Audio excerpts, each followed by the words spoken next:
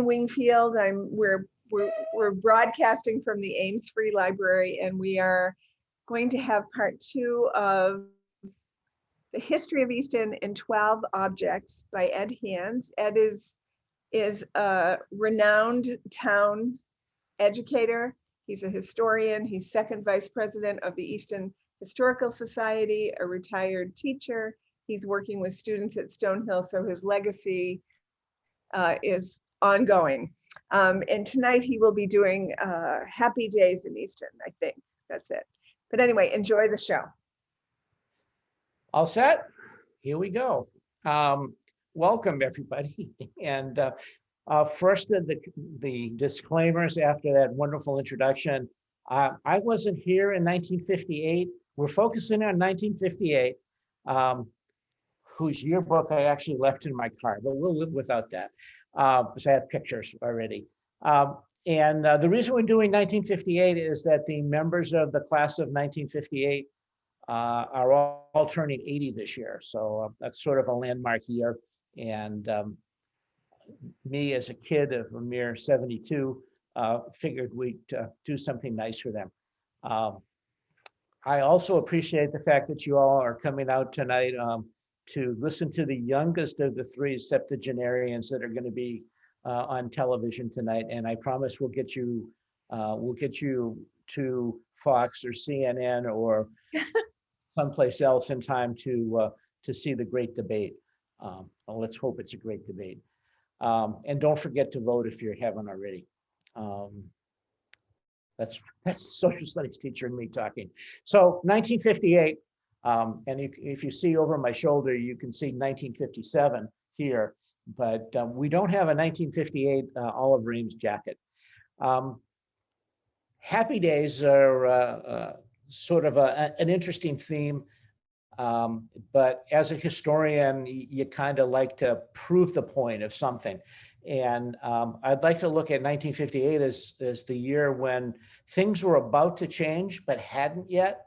And we're going to be kind of focusing in on those changes. And I'd like to start with a slideshow and some music. So let's see if I can do that.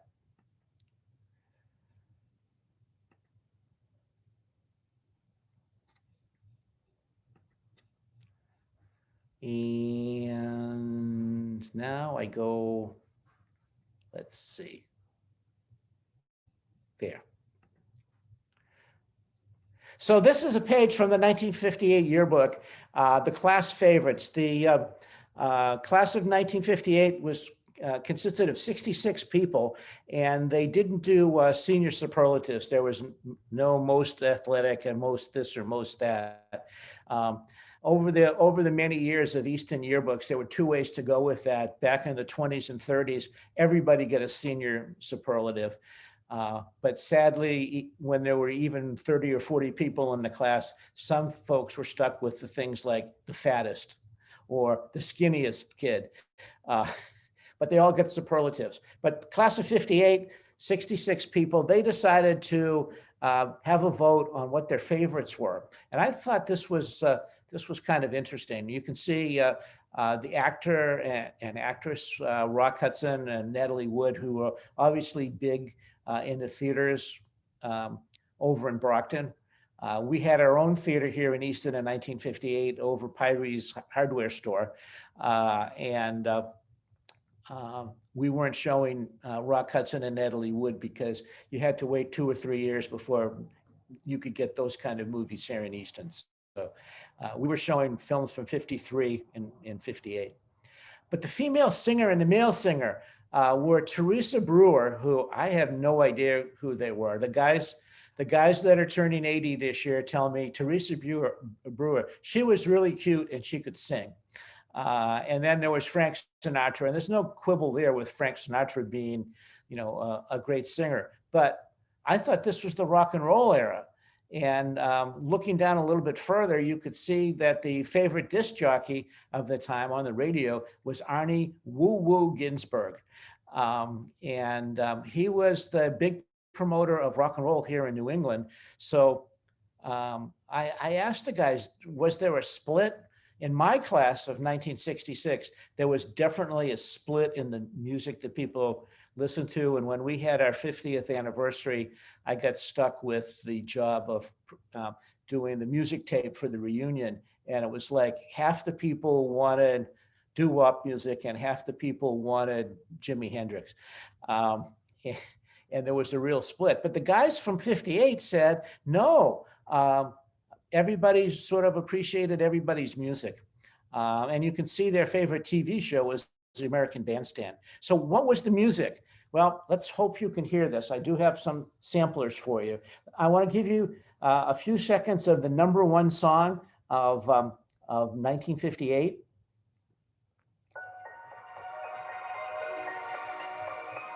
It gets louder.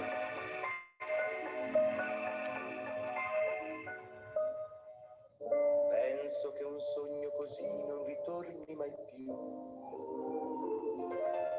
Mi dipingevo le mani e la faccia di blu.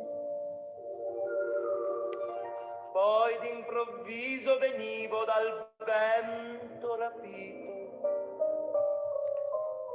e incominciavo a volare nel cielo infinito. Volare. Oh, So that was the #1 song on the Billboard for the year of 1958, and the guys remembered this and said, "Yeah, we all listened to that," which just kind of shot down my belief that they were Fonzie and Potsy and the guys from Happy Days. But there were other songs there as well. The folk craze was still going on, so the Kingston Trio had the #2 song of the year, which was "Hang Down Your Head, Tom Dooley."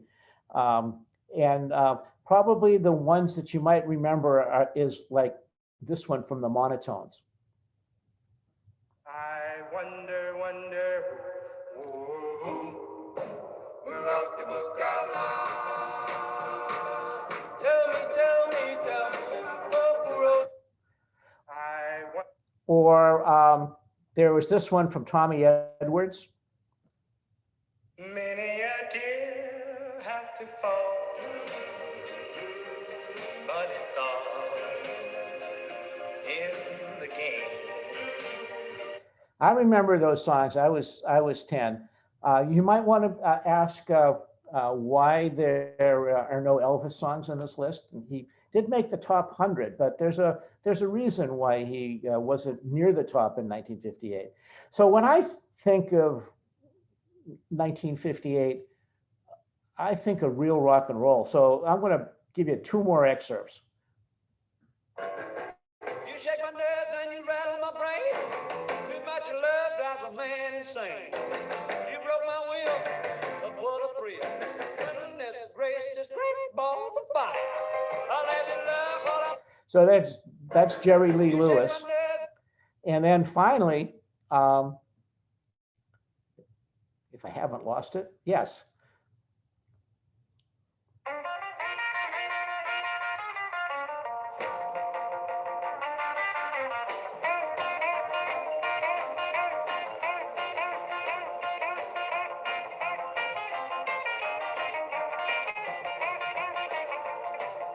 Deep down in Louisiana, close to New Orleans, way back up in the woods among the evergreens, there stood a log cabin made of earth and wood, where lived a country boy named Johnny B. Good. So that's Chuck Berry. One of the interesting things about 1958 is times were changing, and with Volare, you had a song that was sung in Italian. But there were 2 other songs from that year. One was a complete instrumental called Tequila, which drew on Mexican music. And then there is another one that you might remember.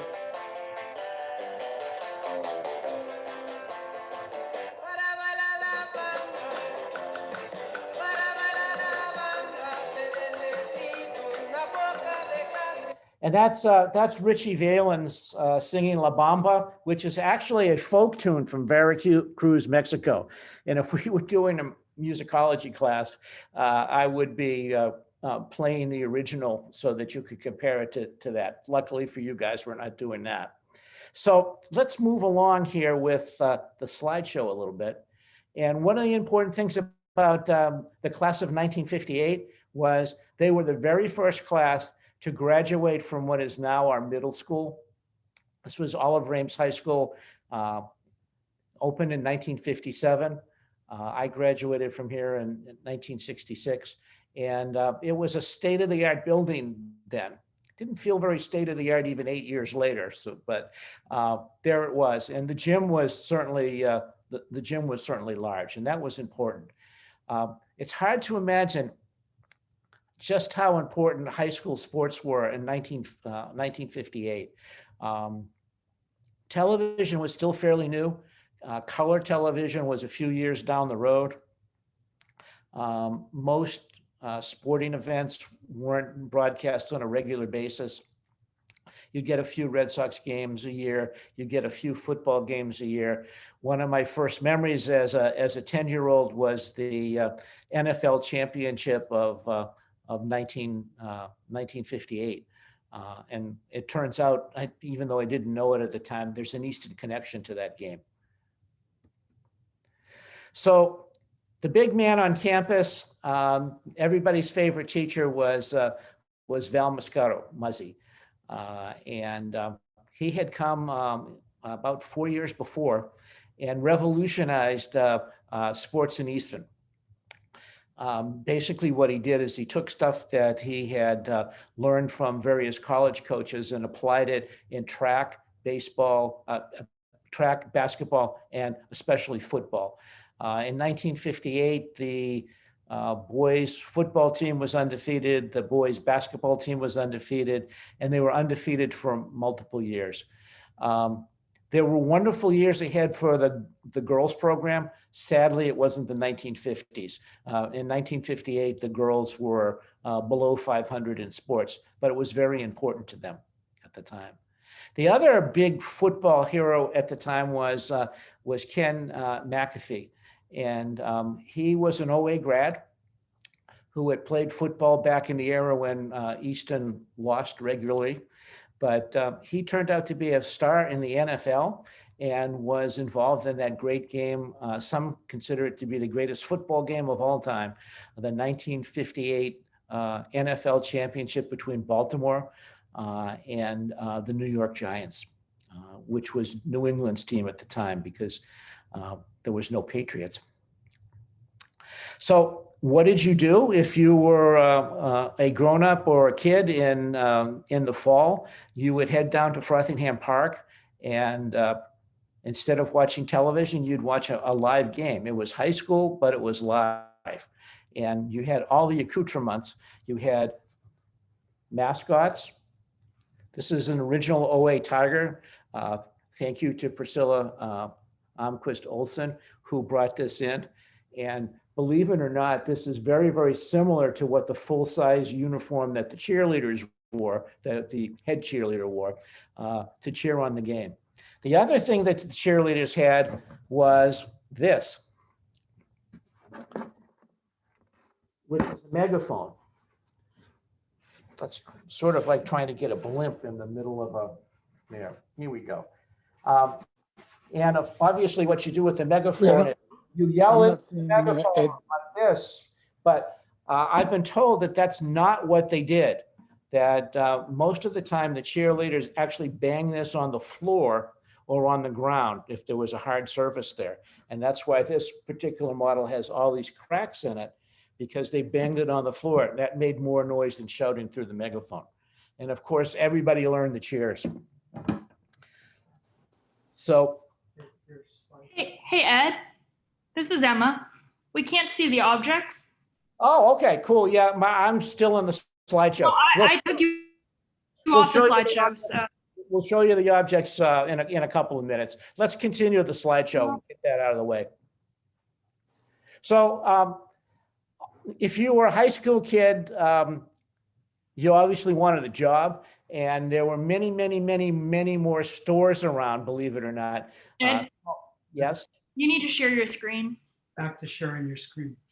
I thought I was sharing my screen. You were. I took you off of it just so people could see the objects, but yeah. Okay, now I have to get out Reshare your screen. of this About that. and see if I can get back into, hold on, Share. we're working on it. Here we go. Share screen. I hate technology. Oh. If you Teachers. want to know what it's like inside of Oliver Ames High School, I was sitting in on a class today and same problems. People were muted that were trying to talk and people couldn't see the blackboard in the front. It's a difficult time for kids in education. Usually, you know, as a teacher, I wasn't terribly sympathetic to their complaints, but having sat in the back of the class with these folks, some of them at home and some of them in school, it's a difficult time. So here we are. There were a lot of stores and things like that. But if you like being outdoors in the wintertime, we were the last place in New England that actually made ice. And this is up on Elm Street Extension, Monty's Pond. And until 1966, ice was there made annually. And it's a very actually complicated process. And if you were a young person, you could get a job standing out in the freezing cold, pushing blocks of ice into this sluiceway, which would then be lifted up a conveyor belt and stored inside of an ice house, which, believe it or not, was the draftiest building in Easton because you wanted to have air circulation. So there was a big building there. We still have some of the tongs and actually a video that was made by Buddy Worcester talking about how ice was made. The reason that people wanted ice like this was there was a certain purity to the ice that was made naturally by Mother Nature as compared to ice that was made by a machine. So there was still a call for it for a long time. And then finally people just gave up and said, water's water. And Mr. Monty decided to retire. This is Main Street.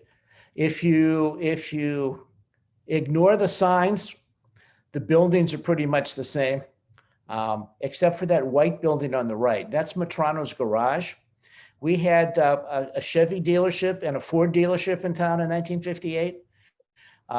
Tanner Ford, which was here for a long time and has been replaced by Bay State Ford, was actually not where you think it is. It was actually where the auto body shop is on the corner of Park Street and Hayward Street. And then Metrano's was here. If you were around in 1958, you know that Mr. Metrano had a couple of interests. There's the package store and the garage, and there was also boxing. The house across the street oftentimes was used as a place where some of the people that were being trained by Metrano and his professional trainers would actually live. And you could see professional fighters, including Marvin Hagler, who wasn't a Metrano fighter, but running on the streets of Easton, which was kind of impressive if you were a sports-oriented kid like I was when I came to town a couple of years later.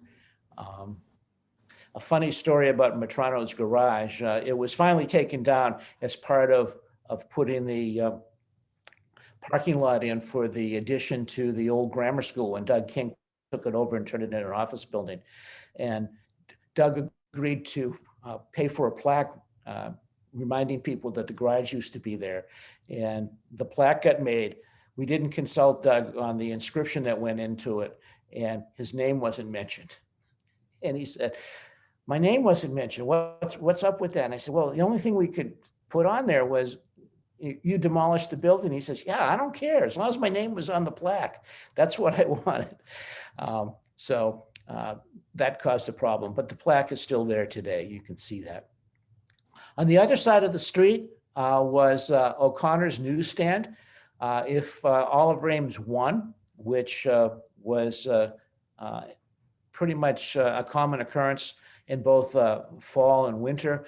You could see everybody, young folks and old folks, gathering at O'Connor's newsstand to get a soda after the big game was over. And I just learned today there was actually another restaurant there called Dorothy Lou's, which was sort of a breakfast and sandwich place. But the main attraction was whoever owned the place hired the two prettiest girls annually from Stonehill. And so it attracted all the high school football boys to go down there to try to flirt with the girls from Stonehill. And they were there. You can see the church that's now La Cucina. And other than that, there's not a lot of difference. There's one building, the green building is gone. And then a building a little bit further down the street, Barn Hills Department Store, also burned down in the 1970s. And those are gone. Other than that, everything's still there. The cars aren't there, which are gorgeous. I actually saw a car from the 1950s wandering around town today. I don't know what it was here for. This is inside O'Connor's newsstand.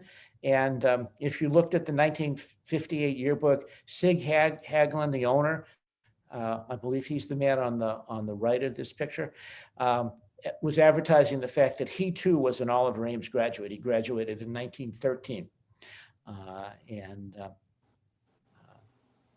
That's the soda fountain. If you go to the Farmer's Daughter, they recreated the soda fountain bar, and you can sit there and drink your tea or have a meal there even today.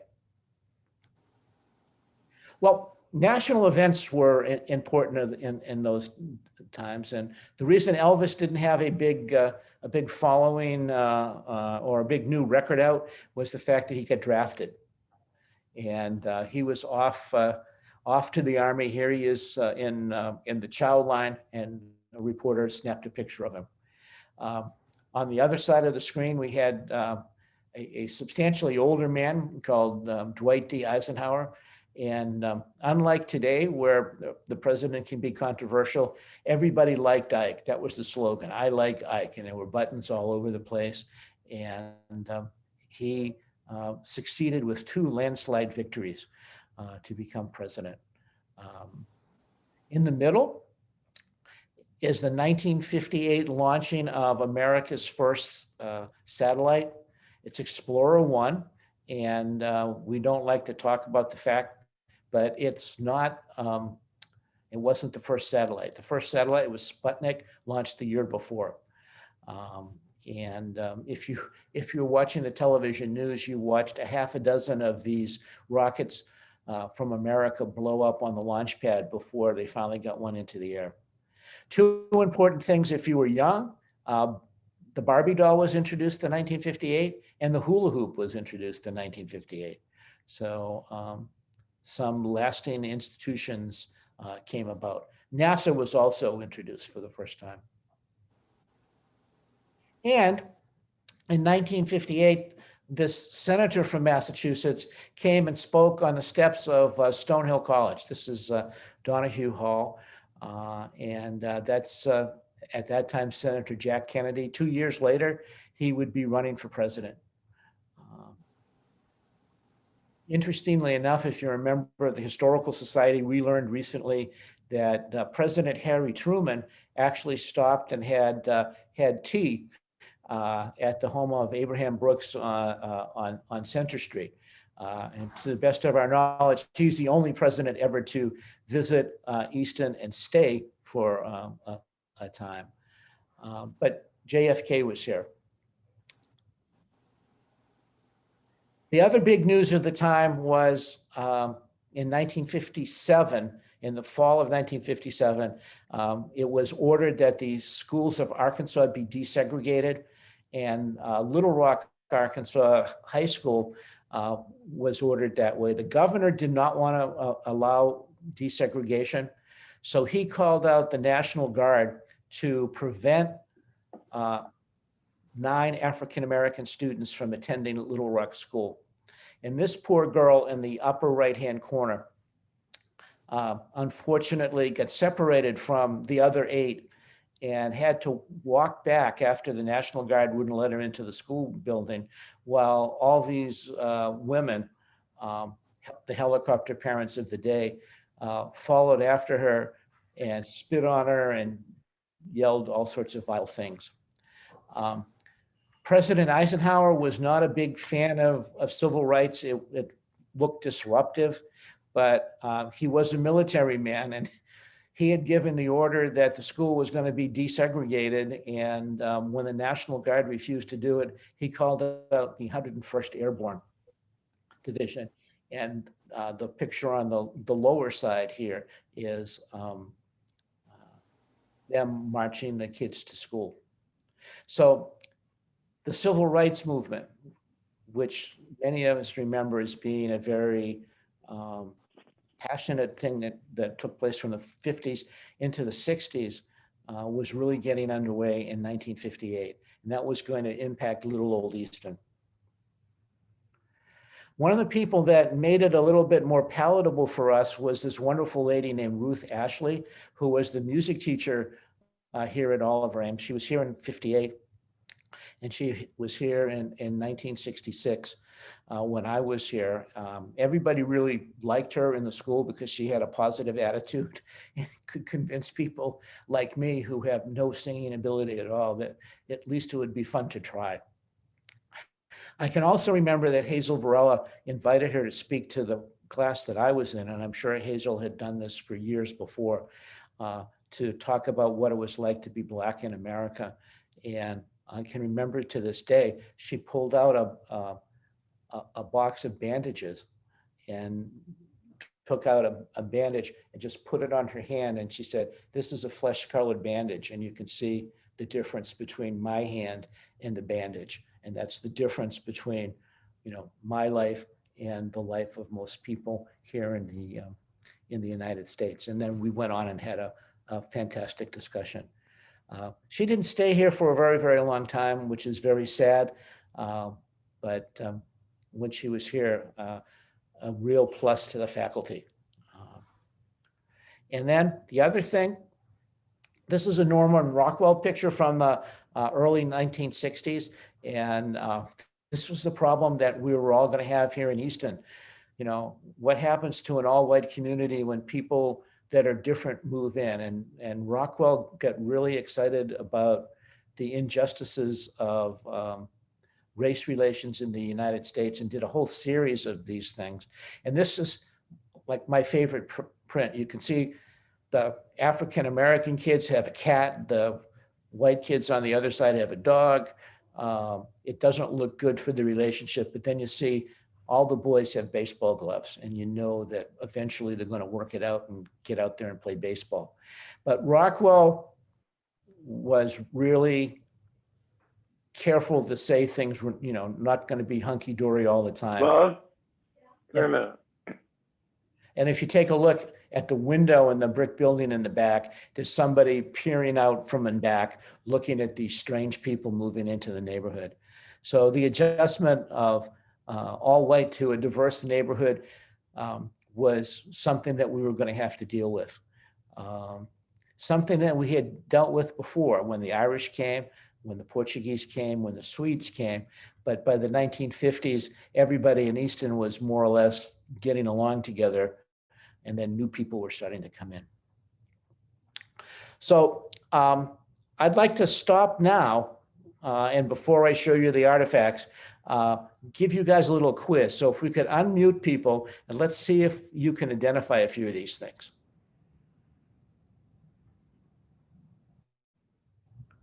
Oh, that's the dog and suds. The evil dog and suds. We'll talk about that in a few minutes. I have a color card for that. But if we come here, these are 3 buildings in North Easton that are still there today that are no longer operating under the same name that they were back in 1958. Can anybody tell me where these buildings are? Fernandes is in Northeastern Village Shops. Yep, Northeastern Village Shops, yep. Steadfast Rubber. Steadfast Rubbers on Oliver Street. Well, we'd And like Byrie, to say that's the brewery. That's what we like to say about that. okay, the brewery. Byries and Sons is on at 4 Center Street, where now is Rust and Dirt or whatever the name of the. Yeah, Paint, rust, and pixie dust. that's it. All right, so I figured the northeastern one would be easy, but let's try this one. Here are 4 places from southeastern. And I bet you don't get all 4 of these. Let's start with the one in the upper left-hand corner, the Southeastern Public Market. The building is still there. The name sounds like it was a huge thing like Fernandes, but the building is actually quite small. Anyone want to take a guess? No one. Okay. Well, Crossroads Cafe. I think guess the Crossroads Cafe is on 138 and Purchase Street corner. it's Doyle's. Yep. It's Doyle's, and it's still there today. The Southeastern Public Market, believe it or not, is Paperback Junction and Lapel's dry cleaners. In between, when I wrote my history of Easton back in '93, it was the doll shop, which was a place in town where you could get Cabbage Patch dolls. What about Garsha's General Store? Yeah.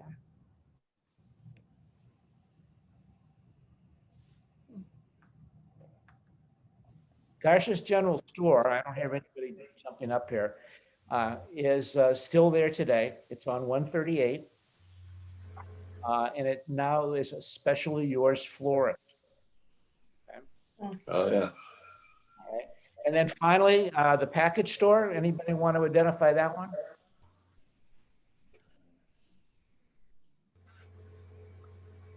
That's also on 138. That's Hennessy's Liquor today. I was gonna say that.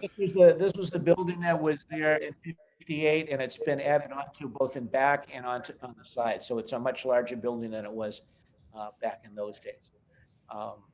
138 was very, very important in 1958 because Route 24 had not been constructed yet, and Route 138 was the main drag from Boston to Newport, Rhode Island. It also was out in the woods, and so there were a number of restaurants out there, including one big nightclub where Roach Brothers is today. And the nightclub, according to what I've been told, was a place where you could bring your mistress from Boston and no one would know that you were cheating on your wife, because Easton was so much in the boondocks that it was a safe place to come. But there were a whole bunch of individual restaurants, ranging from this big nightclub all the way down to places that were almost like coming into somebody's kitchen. And the reason that all that worked is that there was so much traffic going down to Newport. And by 1958, the dog track was open. And so there was that dog track traffic as well.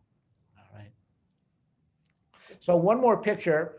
There were other high school graduates in 1958, and they're all turning 80 this year. And let's see if you can identify this person. Yep, Tony Fauci, 5'7". He was the captain of his high school basketball team in New York. And he's turning 80 this year as well. Right. So let's stop the share and take a look at some artifacts. See if I can stop the share. Let's see, escape, stop share. Can you all see me? Okay, sorry about that. I wanted to look like Robert Redford. It just didn't work out that way. So I had held up this wonderful megaphone, which is gigantic. It's half my size. I sympathize with Dr. Fauci. I was a 5'8" point guard in college, and most other basketball players were taller. This thing's half my size. So this OA megaphone, you shout into it. But as I said, the girls did mostly thumped it on the ground because it made a much bigger noise that way. And making noise is all what cheerleaders were about, besides looking good. And the cheerleaders in 1958 were the only girls allowed to have skirts that were shorter than the knee, and they were about 4 inches above the knee. You couldn't do that in regular classes. Boys had a dress code, which included a tie, and girls had to have a skirt that came down below the knees. Strictly enforced. So the mascot, and basically the mascot was handmade. You can see no expense was spared to make the mascot, and they were sold as a promotional item. But it's very, very similar with the rather shoddy striping, et cetera, with the uniform that the girls wore. The jacket that I have over here, this is impressive. I would wear this today. It's a very, very heavy duty jacket. It's a football jacket. And you had to earn these back in the day because there was a point system that required you to gain a number of points before you could get a varsity letter. And of course, after a couple of years, you could get enough points to qualify for a jacket, which was provided by the school and the boosters. You didn't have to buy this yourself. And it's a lovely thing, and you'd wear it around all the time, and everybody would know you were a football player, and which meant you could probably get away with a lot more stuff than some of us people who weren't. The other thing was, of course, trophies. And this is the Hockomock League trophy for 1958. Some expense was spared for this. It's not a terribly impressive thing. It's probably, it looks like it was made in somebody's shop. But it meant that we were #1 in basketball when we took on all comers. I still tease the 1958 football team because they didn't play Stoughton. Yeah. All of them, and they always come up with reasons why they didn't play Stoughton, other than the fact that Stoughton had for decades beaten them every year. But eventually we did play Stoughton, and we did beat them as well. So one thing that has endured forever and still endures today, you can go and visit their farmers market this Saturday and buy Simpson Spring beverages, no longer made on the premises, but made under the Simpson Spring name. This is a Simpson Spring ginger ale bottle, and it's a glass bottle. Most bottles at that time were still glass. The only difference was that Simpson Springs and its leader, Ed White, believed that bottles should be glass. Why did he believe that? For two reasons. Number one, you could recycle them, which would cut down expenses and make it easier for a local bottling company to compete against national bottling companies. Second of all, it was good for the environment. And third of all, it didn't change the taste as some of the cans did in those early days. And it allowed the fizz to stay longer. So they promoted, to the detriment of the company, glass bottles. And this is a bottle from the late 50s, early 60s. Ginger ale at that time was their #1 selling product. They had a number of ginger ales as well. I was cursing the dog and suds a few minutes ago, and I promised that I would hold up a picture of this drive-in restaurant.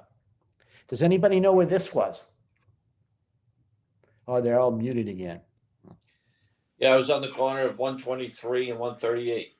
Yes, and the foundation of the building, believe it or not, was an old trolley car barn for the one rolling stock company that never made a profit for the Ameses, the Joy line that ran from, well, where the Dog and Suds was to Stoughton Square. And it was called the Joy line because it always looked like the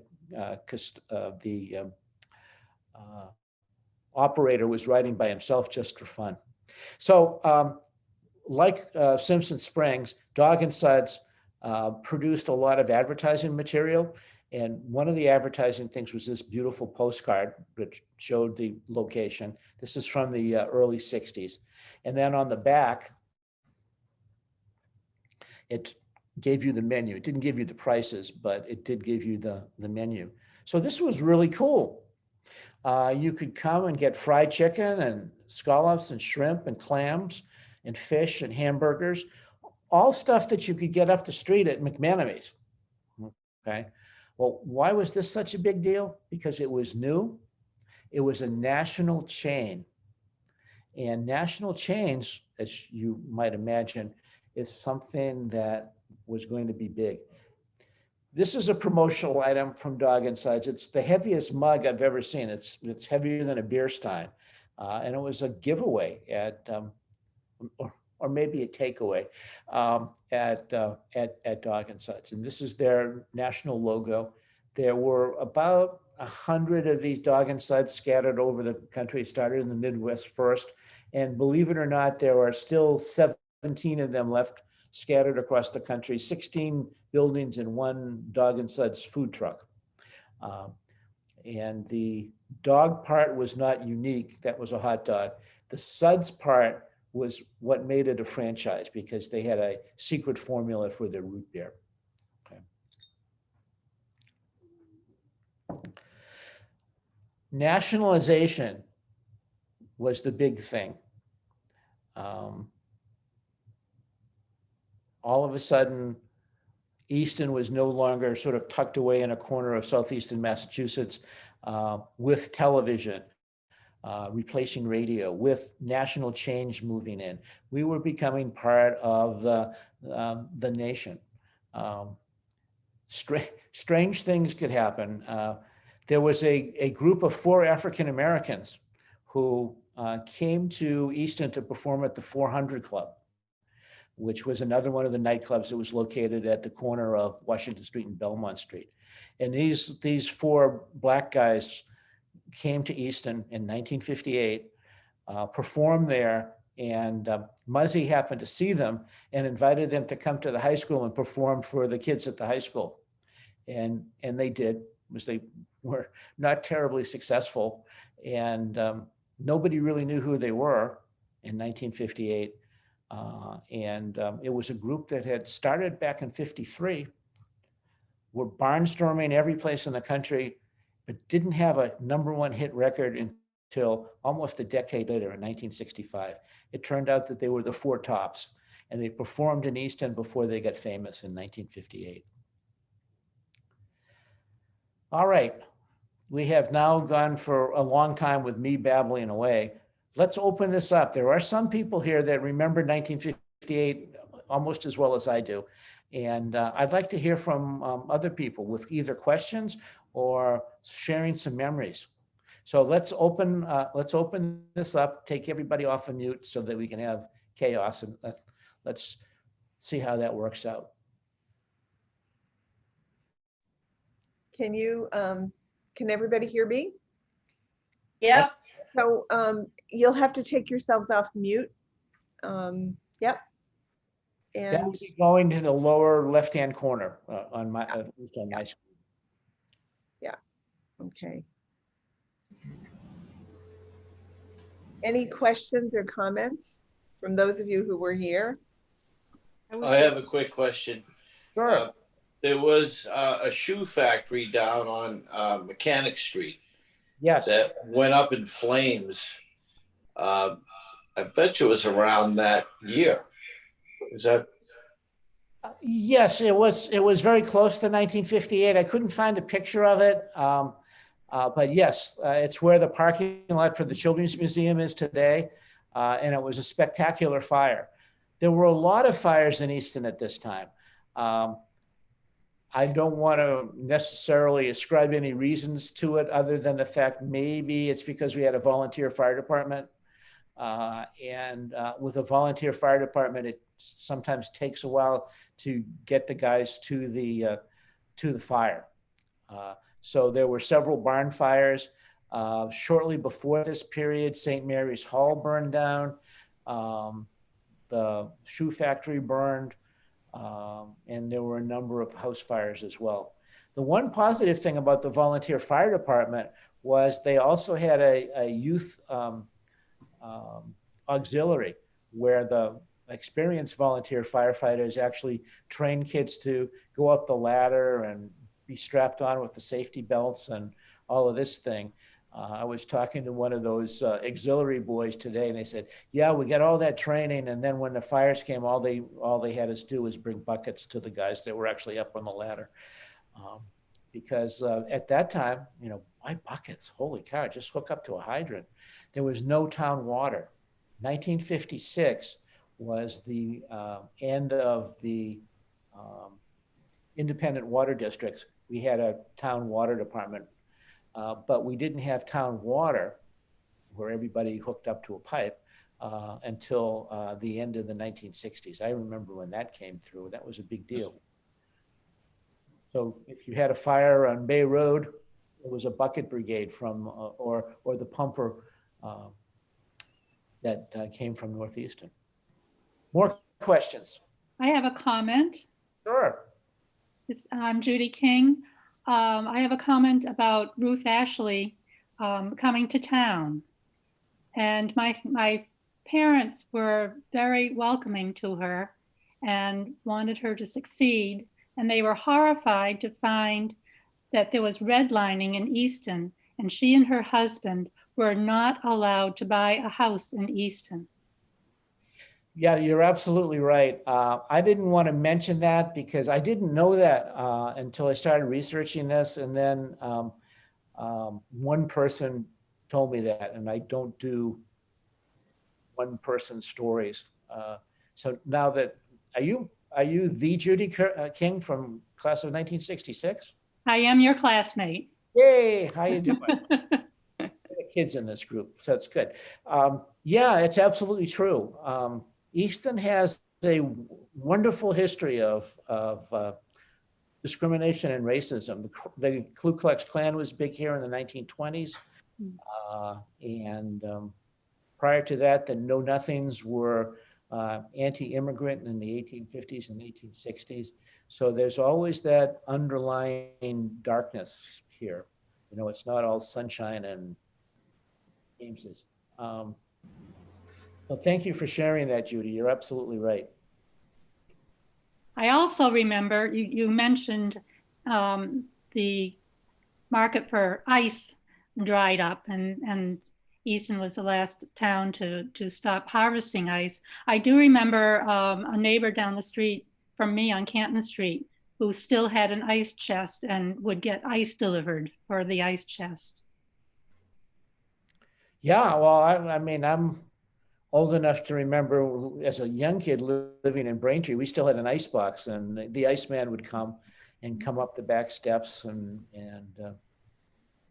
we'd put the ice in the ice box. And we were talking this morning about the various hurricanes that took place in the 50s.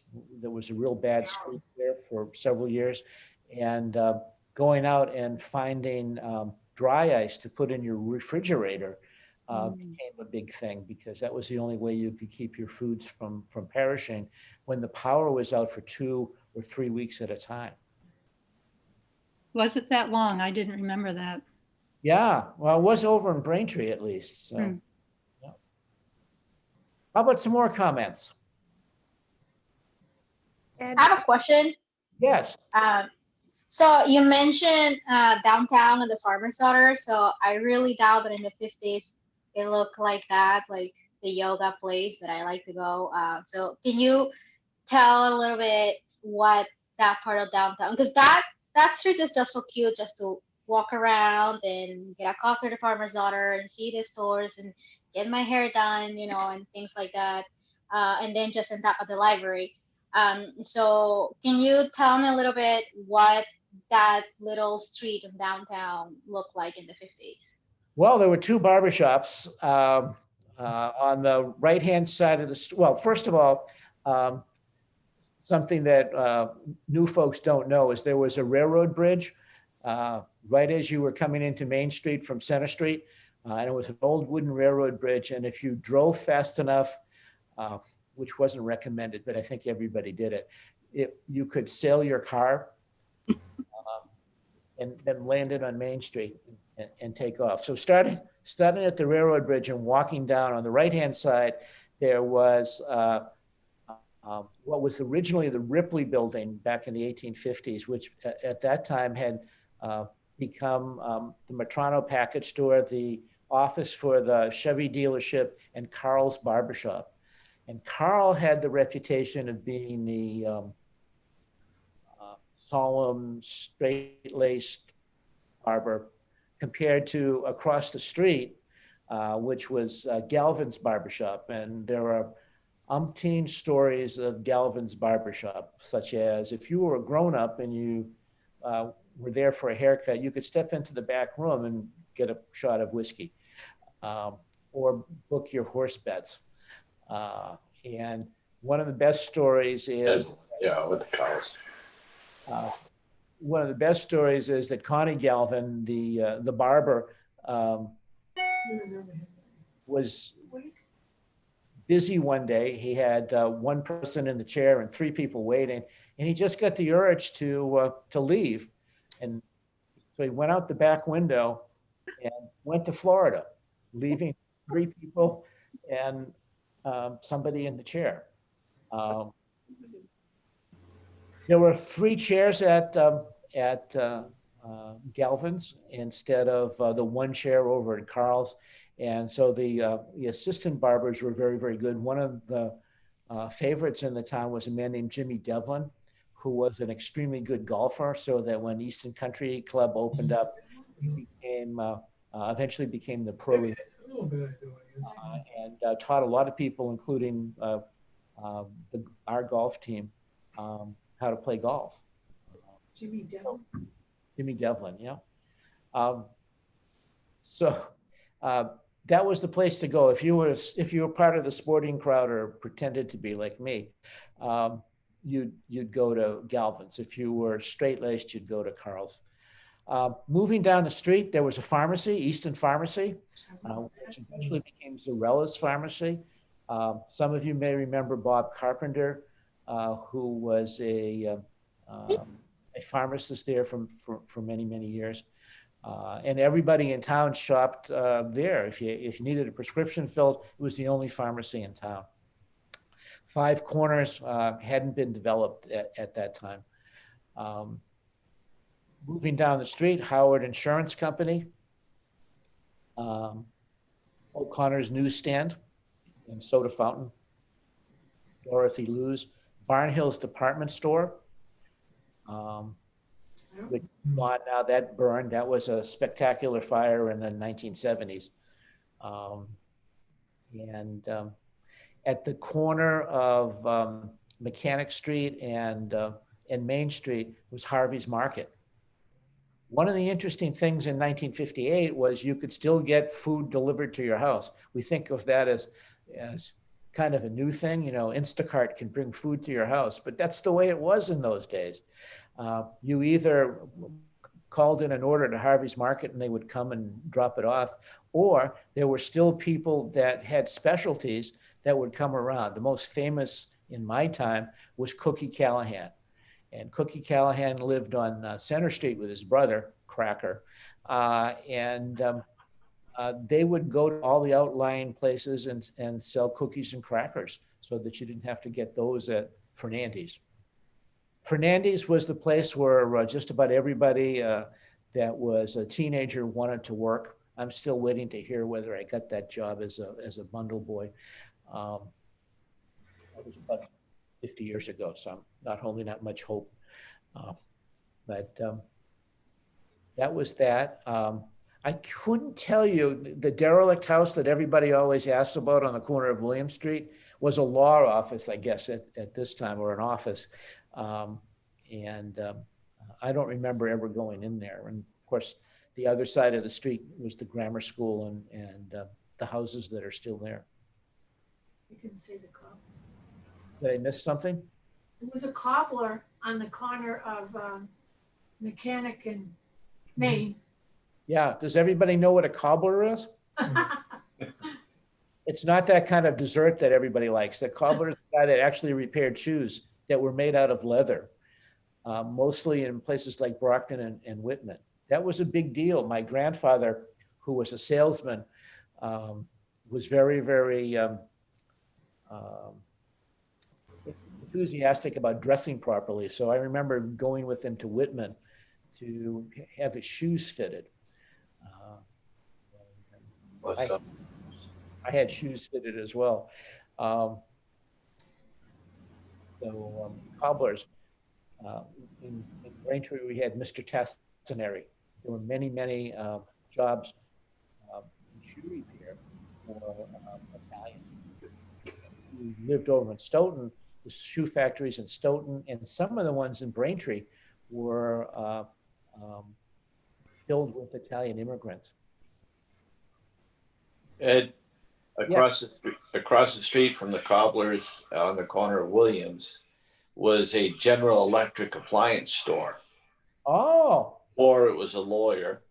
And that's where townspeople would go and pay their electric bill or their telephone bill. Okay. All right. I kind of vaguely remember that now that you mention it. Appliance stores are something that have gone by the wayside a little bit as well. You have the big box stores, but no more mom and pop stuff, which I think is kind of a loss. I really enjoy small local businesses that don't have national ties.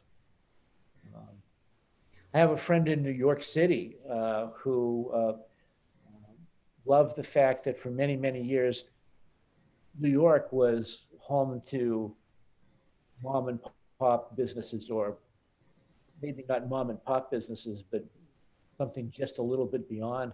But now if you go to New York, most of the main shopping streets are national chains. We're losing a lot of our distinctiveness.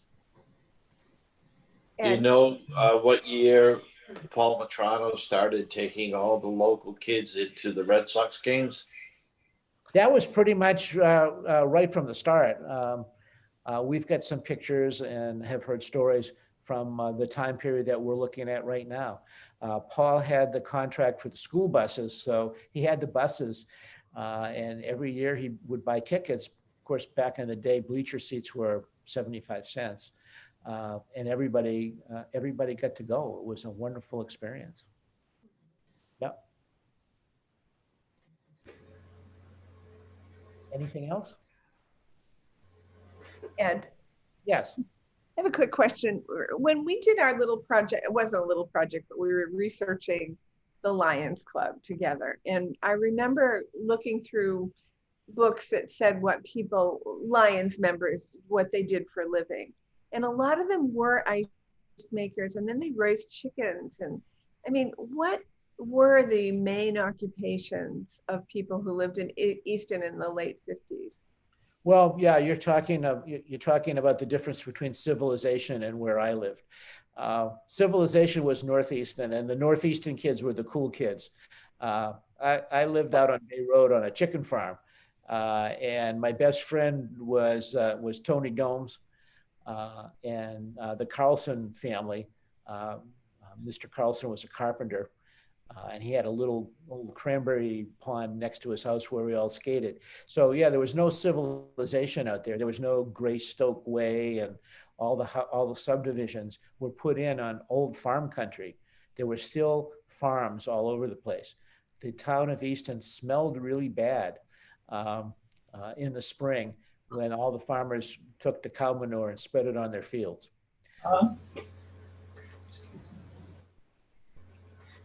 I heard somebody jump in there. Ed, do you remember the mink farm on Purchase Street? Yes, that was Mr. Curry, and he worked with my dad down the regional school afterwards. And when he finally decided to get out of the mink business, he released all his minks. Rather than sell them, he just opened the cages and let them go into the hawk, which I think is a wonderful thing. We still have mink here in Easton, real mink that you could make mink coats out of if you convinced them you could give up the fur, which you probably couldn't. Um, so yeah, the Curry Mink Farm, that was a big deal. We don't do fur anymore. And um, the Gomes family, who owned where not just Tabuli is now, also had sort of a warehouse, small freezer kind of a thing down on Purchase Street as well. So that was there.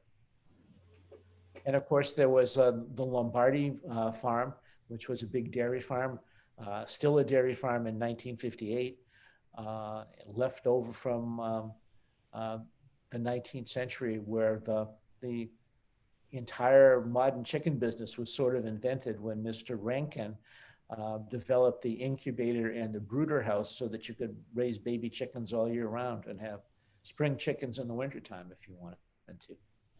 So it was farm country, which caused a lot of problems because Northeastern always needed more stuff, water, fire, police, than the rest of the town was willing to pay for. And one of the pluses that's happened with the development in town is, of course, now most parts of the town have needs, and we all kind of share the fact that we need to help each other out. That's a good thing. And on the corner of where Northeastern Village shops are, there used to be, well, it was an ice cream shop first, I think, and then it became a gas station or vice versa. Yeah, Ladd's gas station, which basically was in the road almost, from what I was told. I can remember that there, Kenny Martin worked there for a while, who was part of our historical society for many, many years. There was also a restaurant sort of just up the street a little bit, still in that Northeastern Village shop areas, the Yankee Hostess, which there's basically two stories. There's the guy's story, and then there's the generic story about how it got its name.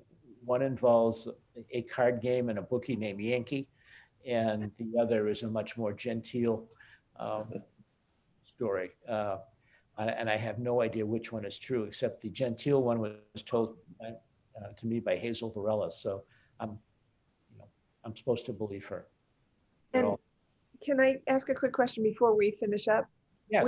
Where were the Ames in all of this? Just in a nutshell, where, Well, I was trying not to mention them. Okay, sorry, had to ask. Well, the shovel company moves away in 1952, okay. And the family had, under the directorship of Richard Hart, who was the last member of the family to serve as president of the company, had done what they could to keep the business here, but it just wasn't financially possible. So they left, and then ultimately they worked out a deal where the shovel works were sold to Arnold Tofius, who used it for warehousing for many years. And then many of us remember in the early part of the 00s, there was a fight to save the shovel works, and now we have the apartments. The Ameses were still living here. Oliver Ames was living in Boston and living here. And with the Ames family, despite the fact that Oliver was actually the senator for Beacon Hill in the state legislature, even though he was there, he was an Easton person. They always look at Easton as home, and they always were playing roles behind the scenes, as they do today. We have Bill Ames, who works so hard for the library, Fred, who works for the hall, and David, who is very strong in supporting in Frothingham Park. I do know, though, that John Grant said that in his lifetime, when he reflected back on it, he saw the fading away of the Ames influence as the biggest thing that happened in his lifetime from the, early 40s all the way through. And back in the olden days, if the town needed something and we were too cheap to do it, if you whined enough, the Ames family would probably give it to you, like schools and things like that. But ultimately now we fend for ourselves, which is good and bad. Unlike many company towns, I think Easton has done very, very well with the Ameses. They always have looked upon themselves as citizens of the town and participants in the town and not a dominating force. Back in the olden days, bosses would march their workers to the polls and watch them while they voted. The Ameses never did that. Well, so Ed, if there are any other questions for Ed? We all have to go to the town hall, to the debate. Yes. I'm in favor. Paul Riley. I live in Easton now, but back in the early 60s, I lived in Stoughton. Uh-huh. I vividly remember working at Monty's the winter of maybe 63, 64. Sure. At that point, we were just high school kids horsing the ice up to the input to the storage house. I was just curious, is there anyone else out there who had worked at Monty's? Yeah, there's still a few people left.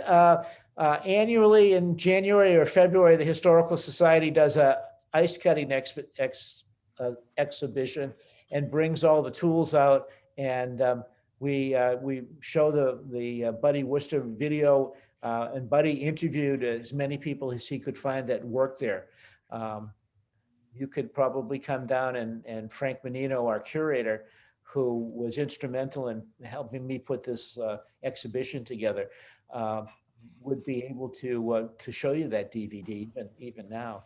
Great, I'll do that, Ed. Thank you. Yep.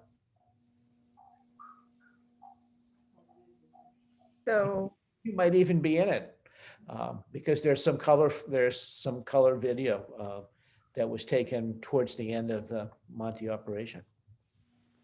All right, sorry, Marion. No, that's fine. Thank you so much for doing this. This is really interesting, a little bit before my time, but looks like a lot of people understand what you were talking about. And I'm struck by the fact that Northeastern was, the cool, hip, urban part, and Southeastern was the farmer. Yeah, but nobody called Northeastern the village like they do now. That's a made up fake name. Village. Yeah. True. And thank you all for coming. If you have any questions for Ed or, wish to contact him, Ed, is there a good way to get in touch with you? Sure. They can email you at the library, or they can email me, or contact Frank Menino at the Historical Society. My email address is edh1620@gmail.com. Okay, edh1620@gmail.com. Yeah, let me know. And if you have any questions, I can be reached at mwingfield@amesfreelibrary.org. Sorry, not .com. And happy to answer any questions or shunt you over to Ed. One more thing. Yeah. As I can see Joanne over here. Joanne and myself and a wonderful high school student, Frank Menino, spent the entire summer working on a new website for the Historical Society. So check that out, Easton Historical Society .org. .org. Hear me? Yep. I can. Okay. So that's definitely worth a look, and there's a lot of material there, and our store. Right. Thank you, Ed. Thanks so much. This was a really interesting 2 weeks of delving into you started in the Revolutionary War and talked about the Civil War and managed to tie it together with Easton. Appreciate your time. Thank you. Thank you, Ed. Thank you so much on behalf of the library and our community. And thank you all for coming. Bye. Bye-bye. You all. Bye. Bye, Ed. Bye. Hi, Bob. Get that wrench for us. Thank you, Ed. Thank All right, I'm leaving. All right, bye. Bye, everybody.